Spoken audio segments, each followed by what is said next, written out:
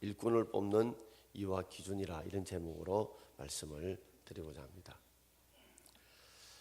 가끔 가다 보면 제가 이런 질문을 받을 때가 있습니다.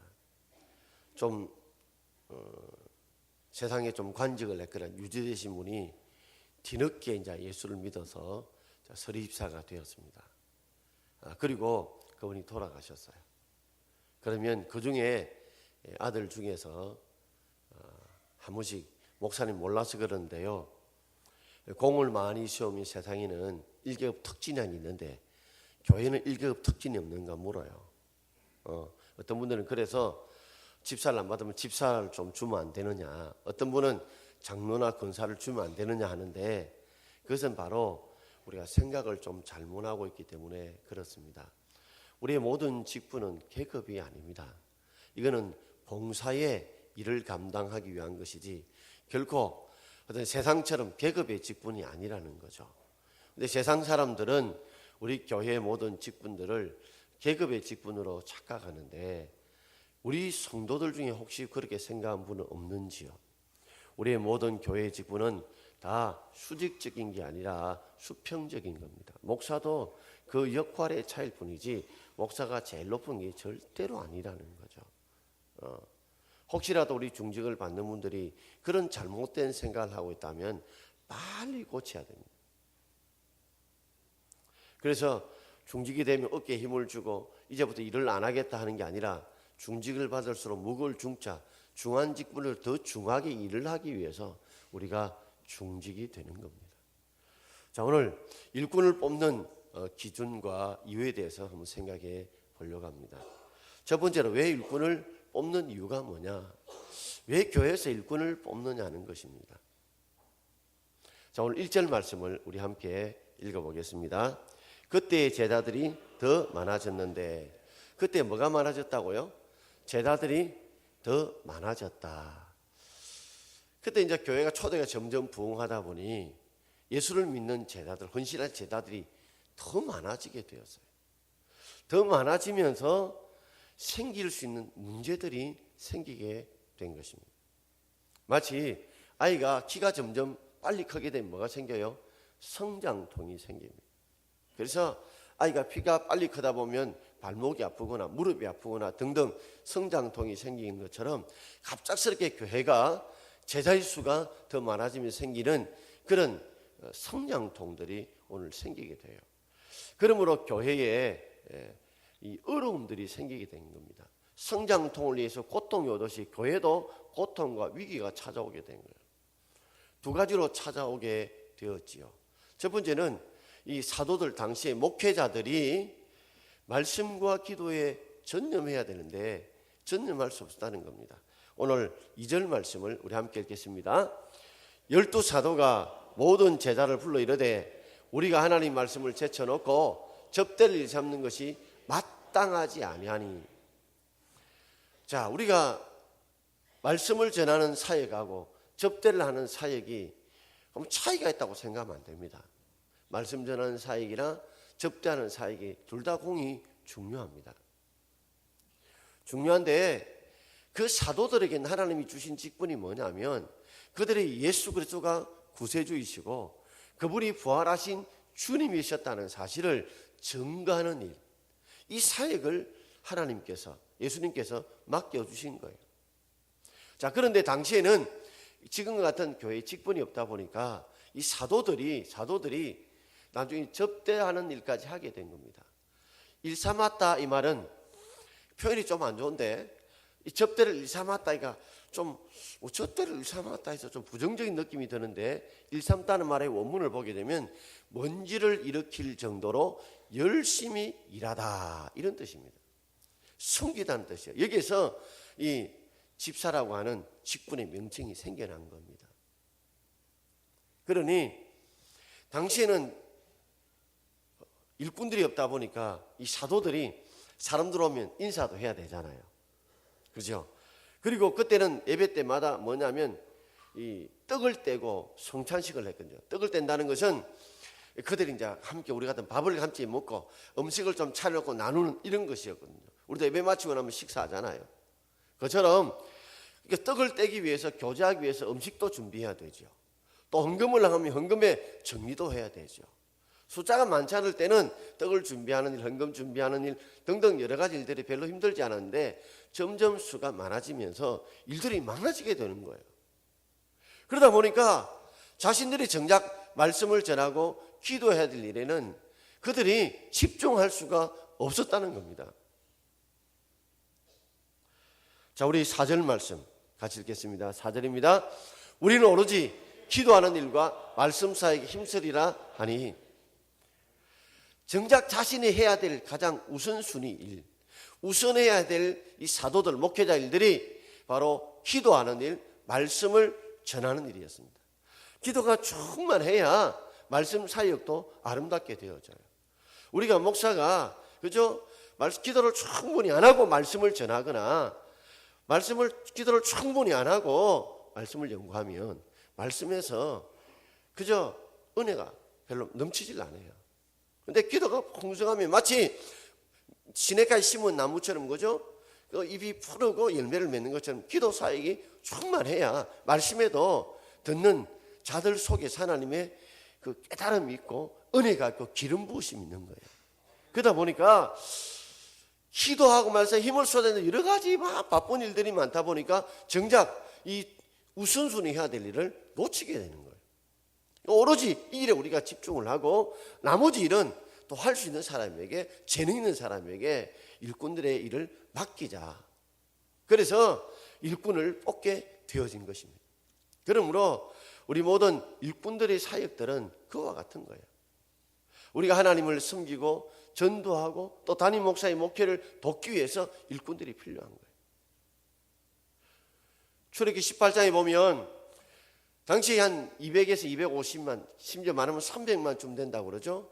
한번 생각해 보시죠. 대구 인구만한 인구가 출애굽을 하게 되는데 그러다 보니까 서로 간에 어떤 다툼이나 갈등이 생기지 않습니까? 왜냐하면 이 광야 생활하는 가운데 모든 게 부족하잖아요. 모든 게 힘들잖아요. 그러니 당시 재판을 누가 혼자 다 감당했느냐면 모세 혼자가 다 감당했어요. 그러니 줄을 지어 기다린 사람도 힘들고 그리고 재판하는 모세도 힘든 거예요. 그래서 생겨난 게 뭐예요? 1000부장, 100부장, 50부장, 10부장이 생겨난 거예요. 작은 일은 10명의 이 10부장이, 그리고 좀 일은 50부장이, 그 다음 100명의 100부장이, 더 큰 일은 1000부장이 이렇게 나누어 가지고 일을 분담함으로써 효과적으로 원활하게 모세가 백성들을 위해서 기도하고 하나님의 말씀 전하에 전무하기 위해서 그런 제도가 생긴 것과 똑같은 그런 흐름이요 정신이라는 겁니다.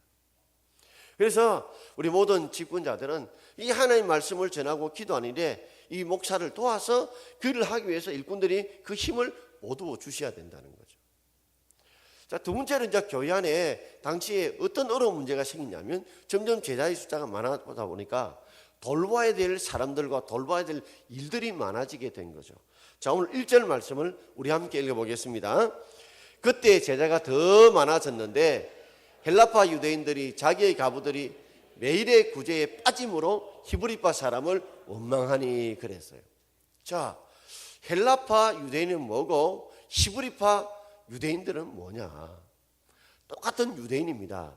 그런데 당시에 이 이스라엘, 이 히브리 땅, 유대 땅에 살 때에 그때 여러 가지 핍박 때문에 외국으로 이제 떨어져 살던 사람들, 우리 같으면 뭐 제일교포, 재미교포, 제중교포 같은 이런 사람들, 그죠? 이걸 디아스포라라고 불러요. 그 사람들이 이제 나라가 제법 안정이 다시 돌아왔단 말이에요. 돌아왔는데 헬라파 유대인은 유대인인데 그 쓰는 언어들이 뭐예요? 습관들이 헬라파 언어를, 헬라파적인 생각을 가지고 헬라어를 쓰는 거예요. 우리도 미국에 오래 살고 있던 또는 중국에 오래 살고 있던 자들 보면 한국말을 못하고 그죠? 미국 언어인 영어를 쓴다든지 또는 뭐 중국말 쓴다든지 그리고 생각과 사고도 다르잖아요. 미국에서 오래 살고 있던 우리 자녀들 보면 똑같은 우리하고 비슷한 얼굴을 가졌는데 생각하는 구조가 달라요. 그러니 이런 여러 가지 다양성 문제로 이 갈등이 생기는 거죠. 자, 하필이면 이제 숫자가 많아지다 보니까 이제 헌금도 좀 들어오게 되고, 그러니까 구제하는 사에게도 이 헌금을 사용하게 되는데, 당시에 주를 이루었던 사람들, 그 사람들 히브리파 유대인이거든요. 히브리파 유대인은 뭐냐면 막 계속해서 어떤 어려움이 있어도 히브리 땅, 유대 땅을 떠나지 않은 사람들이에요. 계속해서 떠나지 않고 히브리를 사는 사람들이거든요. 이 사람들이 교회의 이게 주가 된 거예요. 그 사람이 중심이 된 거예요. 그러다 보니까 헬라파 유대인들, 외국에서 들어와서 어떤 헬라어를 쓰는 유대인들에 대해서는 세밀하게 잘 알 수가 없었고, 그들을 잘 돌볼 수가 없어요. 그러다 보니까 헬라파 유대인들이, 아니 히브리파 유대인들은 홀로 사는 여인들에 대해서는 도와주고 이러더니 우리 헬라파 유대인들에 대해서는, 홀로 사는 여인에 대해서 왜 안 도와주느냐, 왜 이리 차별 대우하느냐, 왜 이리 무시하느냐, 이것 때문에요 갈등이 생겨서 원망이 생기게 된 거예요. 그러니 일꾼이 많아야 이것을 살피고 돌볼 건데, 일꾼이 없다 보니까 제대로 살피고 돌보지 못하는 겁니다. 오늘도 여러분 예배를 드리잖아요. 예배를 드리면 사람이 꼭 앉은 자리에 앉습니다, 여러분. 제가 이래 설교를 하면 이래 쭉 돌아보면, 아, 저분이 저 앉았네, 이 앉았네. 거의 뭐 한 95%는 그 자리에 앉습니다. 그러면 제가 설교하면서 누가 새로 오셨네, 또 다른 교회에서 오셨네, 또는 부모님 보러 오셨네, 이게 다 보이는 거예요. 그런데 어떤 데 우리 부교육자들이 2부 때만 섬기는 부교육자들 있잖아요. 3부 때 되면 주일학교를 섬기 내려가요. 그럼 3부 때 누가 온지 몰라요. 그러면 우리들 이야기해 주는 거예요. 그렇게 소통이 돼야 되는데, 자, 그러려면 일꾼들이 있어야 소통이 될 것 아니에요. 이 사도들이 뭐 이것도 하고 저것도 하고 북치고 장구치다 보니까 세밀하게 살펴보지 못한 거예요. 그러니 그 사이에 갈등이 생겨났고, 그 갈등 속에서 자칫 교회가 분열되거나 교회가 흔들릴 위기가 생기게 된 거예요. 이걸 위해서 이 위기 속에서 좋은 일꾼들을 세워서 이 성장통을, 오히려 위기를 기회로 만들기 위해서 일꾼을 세운 것입니다.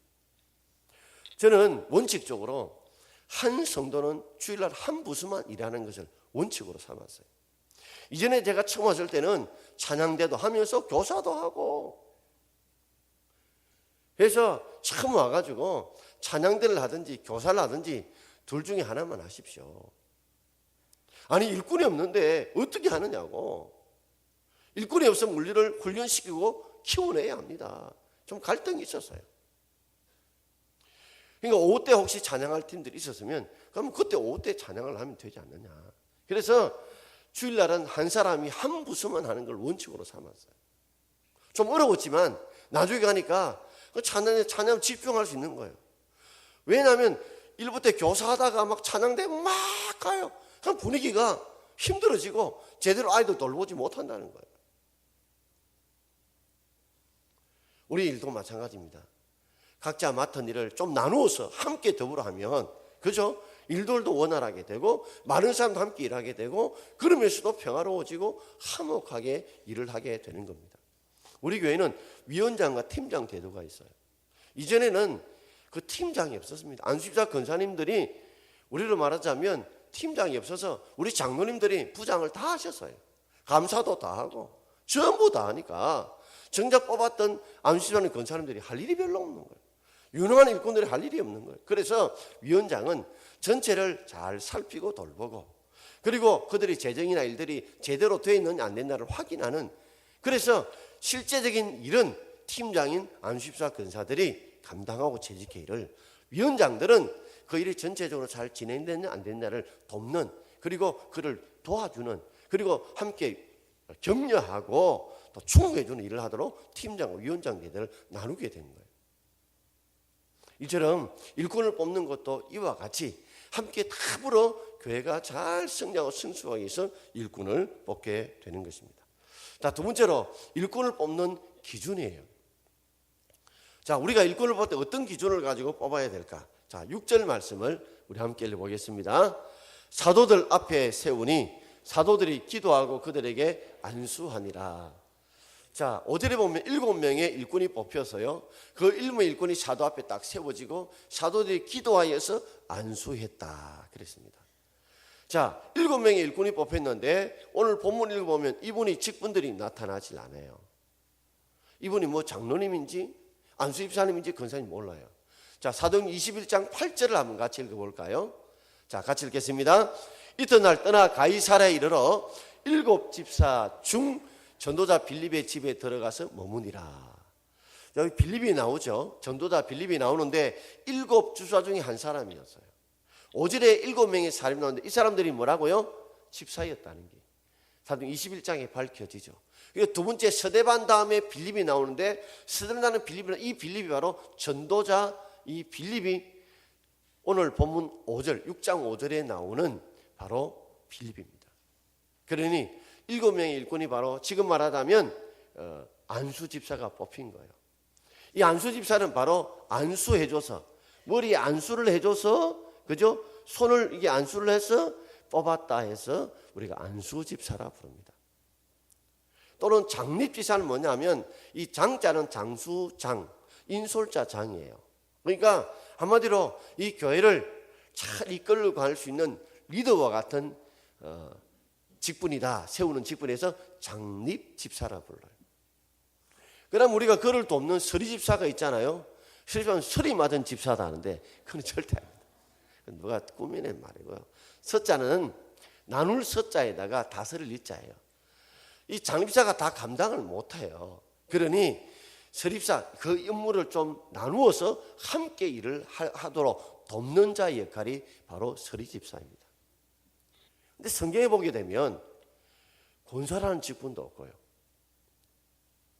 그리고 장로라는 직분도 지금의 장로의 이런 직분은 당시로 말하자면 좀 그들을 격려하고 충고하고 지혜를 주는 그런 직분이었어요. 지금은 그 치리하는 직분으로 우리 장로님들을 치리장로라고 부릅니다. 그리고 성경에 보게 되면 당회도 없고요, 재직회도 없고, 건찰회도 없고, 남전도에 여전도에도 없어요. 다 이것은 성경에서 왜 이 직분이 없느냐 하면 다 교회가 성장하고 성숙하기 위해서 그 교회의 필요를 따라 직분들이 만들어진 겁니다. 그러므로 우리의 지금 과거와 달리 초대가 갑작스럽게 성장하듯이 지금 한국교회도 급작스럽게 성장하면서 교회 수달이 많아지고 일들이 많아지면서 여러 가지 직분들이 생겨나게 되어지고 그리고 여러 가지 기구들이 만들어져서 원활하게 교회가 화목하게 주의 복음 전하는 사역을 더 잘 감당하기 위해 성도들 사이에 갈등이 없이 하기 위해서 이렇게 많은 제도와 직분들이 생겨나게 되어졌다는 말입니다. 오늘 우리 동막교회도 장로님 3분, 또 장비사님 10분, 또 근사님 15분을 우리가 정서를 위한 공동회를 하게 되어집니다. 다 이분들이 다 하나님의 이 교회가 평안하고 그 복음을 더 열심히, 더 간절하게, 더 열정적으로 전하기 위해서 이렇게 일꾼을 뽑게 되어지는데, 그럼 어떤 사람이 이런 일꾼으로 뽑혀야 되느냐? 오늘 본문에 3절과 5절에 이렇게 말씀하고 있죠. 우리 같이 읽어봅시다. 형제들아, 너희 가운데서 성령과 지혜가 충만하여 칭찬받는 사람 7을 택하라. 우리가 이 일을 저에게 맡기고 온 무리가 이 말을 기뻐하여 믿음과 성령이 충만한 사람 그랬습니다. 자, 여기에 지금 안수집사를 이제 뽑게 되는데, 뽑을 때에 안수집사가 주로 하는 일이 재정과 구제를 맡아 하는 일이거든요. 그럼 기능적으로 돈 수치에 밝은 사람, 이런 사람을 뽑아야 되는데, 그들이 뽑을 때는 그 사람의 재능적인 측면보다도 기능적인 측면보다 그 사람의 신앙과 인격을 더 중요하게 생각했다는 겁니다. 그래서 일꾼을 뽑을 때 뭐요? 3절을 보면 성령과 지혜가 충만한 사람. 5절은 뭐요? 믿음과 성령이 충만한 사람. 왜 이렇게 기능적인 측면보다도 신앙적 인격적인 측면을 더 중요하게 했을까요? 예수님의 12제자였던 가룟유다를 보십시오. 제자 중에 제일 똑똑했어요. 그렇지만은 그가 믿음과 성령, 지혜와 성령이 충만하지 못해서 나중에는 예수님을 파는 그런 가장 악한 일을 하게 되었습니다. 그러므로 교회 일꾼은 기능적인 측면보다도 그 신앙의 측면이, 그 사람의 인격의 측면이 더 중요하다는 거죠. 성령과 지혜가 충만하다. 성령이 충만해야 여러분 지혜도 충만합니다. 5절 보면 믿음과 성령이 충만하다. 믿음이 충만해야 뭐요? 성령도 충만해요. 그러니까 우리가 믿음이 충만해야 성령도 충만하고 성령이 충만해야 지혜가 충만하게 된다는 겁니다. 그렇기 때문에 우리가 중직에 가장 중요한 것은 예배를 잘 드려야 돼요. 예배를 보는 게 아닙니다. 예배는 하나님 앞에 드리는 거예요. 그러려면 예배를 드릴 때 태도가 제일 중요해요.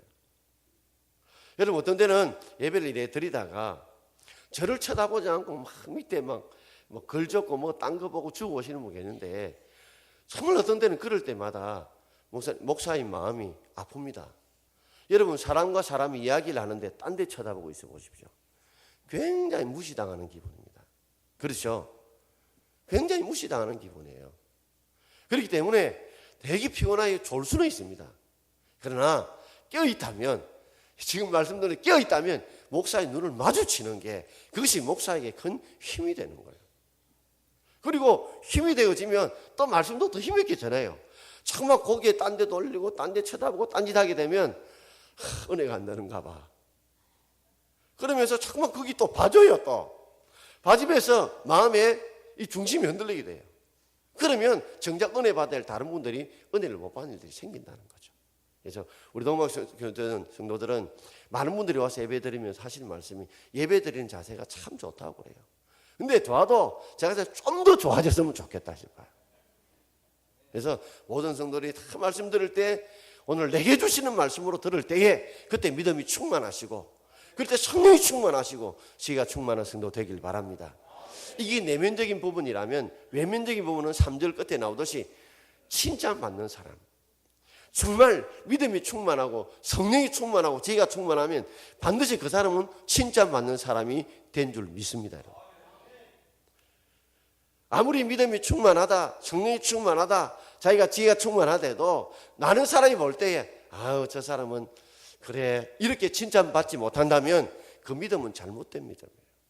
그 충만은 잘못된 충만이에요. 그렇기 때문에 우리의 말이나 우리의 모든 행동들이 정말 많은 사람이 칭찬받는 저와 여러분 되길 바랍니다. 가장 좋은 칭찬 하나 설명해 볼까요? 사람들 우리가 많은 것을 줄 수 없지만 내가 줄 수 있는 것이라면 이빨은 줄 수 있어요. 이빨. 이게 뭐예요? 웃는 거예요. 웃는 거. 사람이 지나가면서 얼굴을 마주치면 한번 인사를 살짝 해주는 거. 그러면서 이빨을 이렇게 좀 비춰주면 이빨 없는 사람이 있습니까? 있지 않아요. 다 이빨에 어떤 털리도 있잖아요. 괜찮아요. 살짝 한번 입을 살짝 한번 보여주시면 이빨을 싹 보여주면 이빨 보여주면 그게 웃음이 돼요.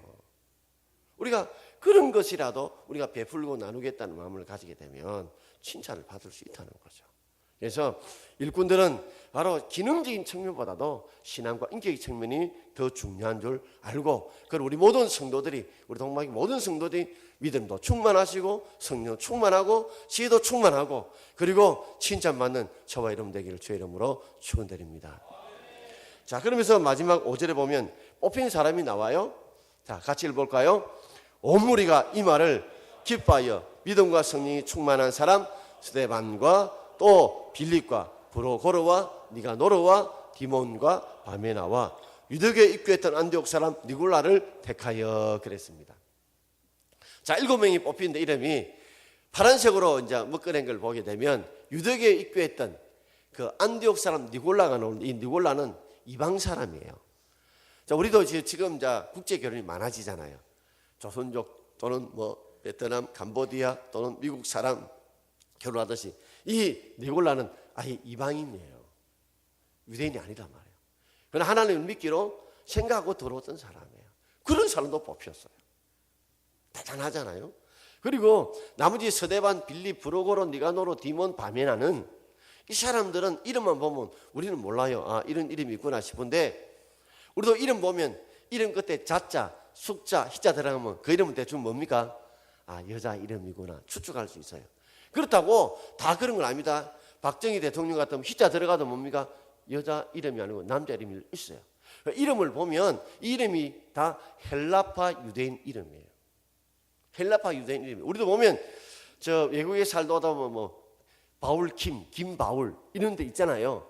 이거 외국 이름인데 이 이름들이 다 뭐예요? 헬라파 유대인들의 이름이에요. 6명이 다 히브리파 유대인 이름은 하나도 없고 전부 다 뭐예요? 6명이 헬라파 유대인이었다는 겁니다. 자, 주를 이루었던 사람들이 히브리파 유대인들이요. 그럼에도 불구하고 이 일을 위해서 헌신할 수 있는 사람은 그들이 지역에 매이지 않고 혈연에 매이지 않고 뭐예요? 인물 중심으로 사람을 뽑았다는 거죠. 우리도 교회 안에 뒤늦게 예수를 믿어 동막교회 설립사람 된 분 계시고 또 다른 교회에서 직분을 받아 오신 분도 계세요. 그러나 우리가 뭐 교회에서 처음부터 왔든지 뒤에 왔든지 간에 중요한 것은 그분이 그 일을 할 수만 있다면 우리는 인물 중심으로 사람을 뽑을 수 있기를 바랍니다. 지금 보면 혈연, 지연 때문에 얼마나 한국이 몸살을 앓고 있습니까? 교회만큼은 그런 일이 없이 정말 이분이 정말 신앙적으로 인격적으로 하나님 일을 할 수 있다면 우리는 지역과 혈연을 뛰어넘어서 우리가 인물 중심으로 사람을 뽑았던 것이 바로 이 초대교회였어요. 얼마나 성숙한지요. 정말 우리가 본받아야 될 일이에요. 그뿐인 줄 압니까? 이를 통해서 어떤 일이 벌어졌어요? 아주 놀라운 일이 벌어졌어요. 자, 마지막 7절에 이 결과가 나오죠. 같이 읽어보겠습니다. 하나님 말씀이 점점 왕성하여 예루살렘에 있는 제자의 수가 심히 많아지고 허다한 제사장의 무리도 이도에 복종하니라. 아멘. 이 사도들이 이제 말씀과 기도에 전념하게 되었어요. 오로지 힘쓰게 돼요. 왜냐하면 새로 뽑혔던 일꾼들이 그죠? 그 나머지 일들을 도와주게 되고 그러니까 이제 사도들이 자신의 본연의 우선순위에 있던 기도하고 말씀 전하는데 막 힘을 쏟아서 준비하게 된 거예요. 이런 목사도 그렇습니다. 기도를 얼마만큼 하느냐에 따라서 말씀의 힘이 달라져요. 말씀의 기름 부음이 달라져요. 그래서 기도를 만약에 준비한 말씀하고 기도를 덜 준비하고 한 말씀은 다릅니다, 여러분. 찬양하는 분들도 안 그래요.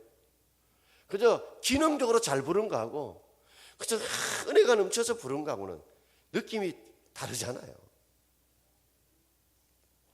그러니까 이들이 이제 막 기도하고 말씀 전하는데 그게 열심히 하다 보니까 하나님 말씀이 점점 왕성해지는 거예요.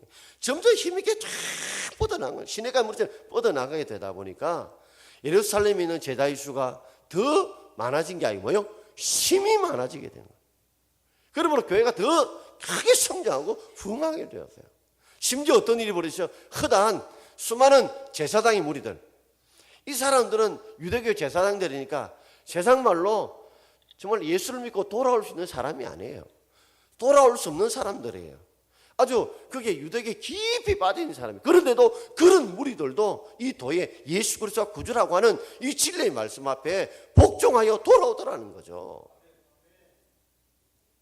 그러므로 우리는 잊지 말아야 합니다. 우리 모든 직분과 모든 기구들은 이 하나님의 복음을 전하는 일을 위해서 이 복음의 부흥을 위해서 우리가 이를 섬겨야 되지. 우리 자녀님 기도하시듯이 자신의 어떤 개인적인 역날이나 개인적인 어떤 것을 채우기 위해 일하는 것이 절대 아니고 그런 면에서 세상 직분과 다르다는 거죠. 우리 동막교회 모든 성도님들 오늘 우리가 투표를 하게 될 겁니다. 저는 한 주간 동안 계속 기도해 왔어요. 뭐냐면 혹시라도 내가 안 되는 것 때문에 상처받을 분들이 있을까? 그것 때문에 얼마나 기도했는지 모릅니다. 어떤 분들은 꼭 내가 돼야 되는데 생각하다가 안 되신 분이 혹 있을 수 있어요. 그런 분들이 있거든. 하나님 아직도 내가 더 기도하라고 하시는구나. 그럴 생각하고 좀 참고 기다리면 반드시 하나님이 또 길을 열어주실 것이고 되신 분들도 자기가 마치 잘 된 것처럼 교만하지 말고 그럴수록 더 고개 숙이고 더 충성할 수 있기를 바랍니다. 우리가 참 중직되었을 때는요 새벽 기도 열심히 나오고 뭐 수요일 금요일도 열심히 나오고 이런데 나중에는 좀 세월이 가면서 뭐 기도해도 안 나오고 그저 열심도 떨어지고 그렇게 하지 않도록 오늘 일꾼을 다시 보면서 이미 중직된 분들도 우리의 마음의 자세를 다시 한 번 더 고쳐먹고 열심을 낼 수 있는 저와 여러분 되기를 주의 이름으로 축원드립니다. 기도하겠습니다. 오늘 주신 말씀 생각하면